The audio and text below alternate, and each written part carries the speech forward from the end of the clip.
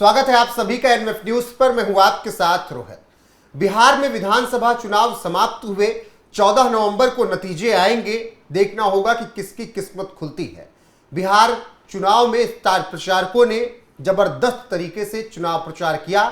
Exit poll में उस तरीके के आंकड़े भी नजर आए कि चुनाव के जो स्टार प्रचारक रहे उनका असर खूब हुआ है। लेकिन अब बीजेपी ने एक और बड़ी प्लानिंग की है।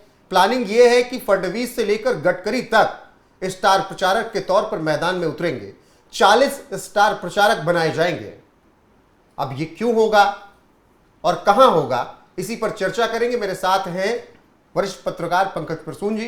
पंकज जी, ये पूरा प्लान क्या है? फडणवीस, गडकरी जैसे चेहरे, 40 स्टार प्रचारक क्यों मैदान में होंगे? थोड़ा विस्तार से बताइए। जो लोग महाराष्ट्र के नहीं हैं उनके लिए जानकारी। एक चुनाव हो रहा है नगर परिषद और नगर पंचायत का, जिसके लिए नामांकन की आखिरी तारीख है 17 नवंबर। नामांकन ऑलरेडी शुरू है, चल रहा है। और दूसरा चुनाव होगा बीएमसी का, महानगर पालिकाओं का, जो कि मकर संक्रांति के बाद होगा। इसलिए कंफ्यूज नहीं करें, इन दोनों चुनाव में हैं नगर निकायों के ही, लेकिन इनको दो हिस्से में बांटा गया है। नगर पंचायत, नगर परिषद का चुनाव जल्दी होगा और अभी ये चल रहा है जिसका नामांकन वगैरह। 3 दिसंबर को इसके रिजल्ट आ जाएंगे इन चुनावों के। और जो उसके बाद शुरू होगा मकर संक्रांति के बाद बीएमसी वगैरह का इलेक्शन, जो महानगर पालिका का इलेक्शन है वो। तो अभी जो स्टार प्रचारकों की सूची जिसके बारे में आप बात कर रहे हैं, ये नगर परिषद और नगर पंचायतों के लिए है। और क्यों महत्वपूर्ण है ये चुनाव? जब से देवेंद्र फडणवीस की सरकार बनी है, ये पहला ऐसा चुनाव है जहां पब्लिक की नब्ज पकड़ी जाएगी कि अभी भी जो वहां के लोग हैं वो सरकार के साथ हैं या नहीं है। और दूसरी बात, ये टेम्पो सेट होगा बीएमसी के लिए। अगर नगर पंचायतों में और नगर परिषद के चुनाव में ये जो महायुति है, एकनाथ शिंदे की, देवेंद्र फडणवीस की, अजीत पवार की, अगर ये अच्छा परफॉर्म करती है तो बीएमसी के लिए इसका एक कहते मोमेंटम बनेगा। ये दो इसलिए कह रहा हूं कि अलग चुनाव है। जो महाराष्ट्र के बाहर के होंगे वो शायद नगर निकाय चुनाव में कंफ्यूज कर जाएंगे कि अरे 3 तारीख को आ गया तो फिर कैसे होगा। बीएमसी के चुनाव जब आएंगे तो आएंगे। पहले हम इसके बारे में चर्चा कर लेते हैं। नगर परिषद और नगर पंचायत के चुनाव में फडणवीस, गडकरी और तमाम जो भी नेता है उनको अलग अलग जिलों की कमान सौंपी गई है। जैसे कोंकण के कोई नारायण राणे शायद देखेंगे वहां पे, तो बावनकुले साहब अलग देखेंगे। प्रदेश अध्यक्ष है वो हैं गडकरी, और देवेंद्र फडणवीस तो खैर पूरे राज्य में ही करेंगे। तो बहुत सीरियसली ले रही है महायुति। निकाय चुनाव में इतनी बड़ी तैयारी क्यों पंकज जी? देखिए, सामने वाला जो विपक्ष है उसकी तैयारी कैसी है उसके बारे में नहीं कहना, लेकिन इसे एक प्रेस्टीज इशू और ये कहे कि पहला जनादेश होगा देवेंद्र फडणवीस की वर्तमान सरकार के प्रति है। और महाराष्ट्र में जो मोमेंटम बना है काम का या फिर जो संगठन के दृष्टिकोण से, चुनाव के दृष्टिकोण से, तो उसकी पहली परीक्षा यही होगी, नगर परिषद और नगर पंचायत। दूसरी बात कि नगर पंचायत जब मैं बोल रहा हूं तो ये अर्ध शहरी क्षेत्रों का है, मतलब कि बहुत अर्बन भी नहीं, जैसे कि मुंबई, पुणे वगैरह ये नहीं कह सकते। ये होगा सतारा में, सांगली में, कोल्हापुर में, कोंकण के जिले होंगे, मतलब कि छोटे छोटे जो जिले हैं ना वहां के लिए ये चुनाव होगा। और पंचायतों के भी चुनाव है, नगर पंचायतों के जो बोल रहे हैं। तो इससे ये पता चलेगा कि अर्बन और सेमी अर्बन जो छोटे शहर है, अर्बन मतलब छोटे शहर, और सेमी अर्बन जो कस्बाई टाइप के इलाके हैं, वहां पे सरकार के प्रति रुख क्या है, जनादेश क्या है। क्योंकि बहुत कुछ ग्राम पंचायतों के जब चुनाव होते हैं, जो गांव वाले क्षेत्र में होते हैं, तो उसका मोटा मोटी लगभग वही रहता है। गांव में अलग कुछ कास्ट कम्बिनेशन वगैरह है, स्थानीय मुद्दे हैं। तो उसके लिए क्या काम किया है देवेंद्र फडणवीस की सरकार में, इसी चुनाव से पता चलेंगे। तो इसलिए बहुत सीरियसली और अभी से तैयारियां शुरू कर दी गई हैं। अब बताइए, 17 तारीख को नॉमिनेशन का आखिरी दिन है, 18 को जांच की जाएगी, 24 तारीख इसी महीने की, सब इसी महीने में होना है। नामांकन वापस 21 तारीख शायद नामांकन वापस लेने का दिन है। तो ये उसके बाद तो बहुत ज्यादा नहीं। अब आप देखेंगे कि बाकी लोग क्या कर रहे हैं। ये तो अपना स्टार प्रचारकों की सूची जारी कर दी। विपक्ष की क्या तैयारी है? बात तो बहुत चल रही थी।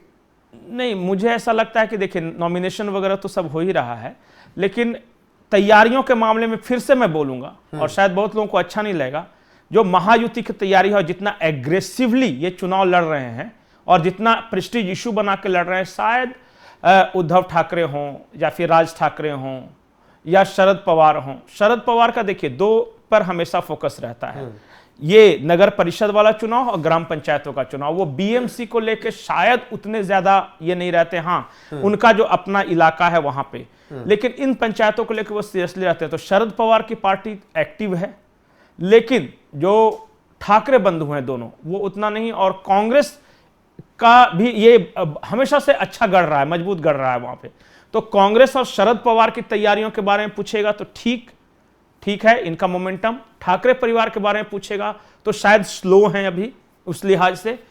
तो एक डिवीजन दिख रहा है विपक्ष में कि दो सहयोगी ढीले, दो सहयोगी ठीक ठाक, और इधर क्या है, as a well united lot ये चुनाव लड़ रहे हैं। चाहे अजीत पवार के लिए भी ये प्रेस्टीज इशू है। बीजेपी या फडणवीस की तैयारी या फिर शिंदे की भी तैयारी है, पवार की भी ऐसी तैयारी है? नहीं, अजीत पवार के बारे में बोलूंगा कि अजीत पवार के लिए ये नगर परिषद और नगर पंचायत उनके लिए भी ये साख का सवाल है। फिर से एक बार चाचा और भतीजे का उन इलाकों में एक द्वंद्व दिखेगा जहां पे पहले जो मराठवाड़ा वगैरह का इलाका जहां शरद पवार का मजबूत गढ़ हुआ करता था, अजीत पवार कोशिश करें कि ज्यादा से ज्यादा सिंधमारी हो, क्योंकि संगठन उसी से निर्माण होगा। जैसे एक बार अगर अजीत पवार अच्छा परफॉर्म करते हैं तो लोग भी ये मान लें कि शरद पवार के बाद हमें किधर जाना है, क्योंकि सुप्रिया सुले थोड़ा सा ऊपरी ऊपरी राजनीति करती हैं, वो दिल्ली की राजनीति। तो ठीक है, शरद पवार की बेटी हैं, सांसद हैं, ये सब, लेकिन मैं बता रहा हूं कि ये जो चुनाव होने वाले हैं, जो नगर परिषद नगर पंचायतों के होंगे, इससे मोमेंटम सेट होगा बीएमसी वगैरह को। कह रहा हूं कि बीएमसी चुनाव में क्या असर पड़ेगा ये नगर निकाय चुनावों के, या फिर ये अलग चुनाव है, बीएमसी में इसका कोई असर नहीं होने बिल्कुल असर पड़ेगा। अगर नगर परिषद नगर पंचायतों में जो पार्टी अच्छा परफॉर्म करेंगी, जिसकी जीत होगी, तो ये पूरे राज्य में एक मैसेज आएगा कि इसकी तरफ है जनता। और शहरों की जनता के बारे में आप जानते हैं कि शहर के लोग मीडिया पर थोड़ा ज्यादा इन्फ्लुएंस्ड रहते हैं, या फिर उनका जो रहता है वो बहुत ज्यादा लोकल लोगों के थोड़ा सा पैन स्टेट एक माइंडसेट होता है। जैसे मुंबई का एक जो परिवार रहेगा वो देखेगा कि अच्छा महाराष्ट्र में सब जगह जीते, इसका मतलब कि महाराष्ट्र में पकड़ अच्छा परफॉर्म कर रही है फलानी पार्टी। अब मैं बार बार ये बोल रहा हूं कि ये जो खास करके नगर परिषद है और जो महानगर पालिका है, यहां बीजेपी हमेशा से कोशिश करती रही है कि एक बार, खास करके बीएमसी वगैरह की बात करूं तो हमेशा से बीजेपी की कोशिश रही है कि वो जो ठाकरे परिवार का जो वर्चस्व है ना बीएमसी पे, उसको किस तरह तोड़ा जाए। राज्य में लगभग राज्य में की पॉलिटिक्स में उनका वर्चस्व तोड़ दिया है। बीएमसी वो आखिरी किला है जहां ठाकरे परिवार का वर्चस्व को तोड़ना है, इसलिए इफर्ट लगा रहे हैं बहुत ज्यादा।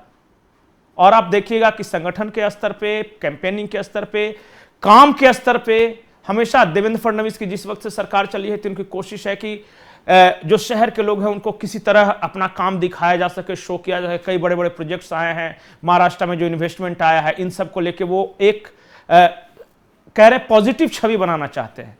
तो इसलिए ये चुनाव महत्वपूर्ण, बिल्कुल बेहद महत्वपूर्ण चुनाव है। इसीलिए स्टार प्रचारक 40-40 उतरेंगे, उसमें केंद्रीय मंत्री नितिन गडकरी जैसे चेहरे होंगे, मुख्यमंत्री देवेंद्र फडणवीस होंगे। बाकी हर एक अपडेट आपको एनएफ न्यूज पर मिलती ही रहेगी, बने रहिए हमारे साथ लगातार। और एनएफ न्यूज की वेबसाइट www.newsnf.com पर जाकर देश और दुनिया की खबरें पढ़ सकते हैं, बिहार चुनाव से जुड़ी हुई खबरें देख सकते हैं। नमस्कार।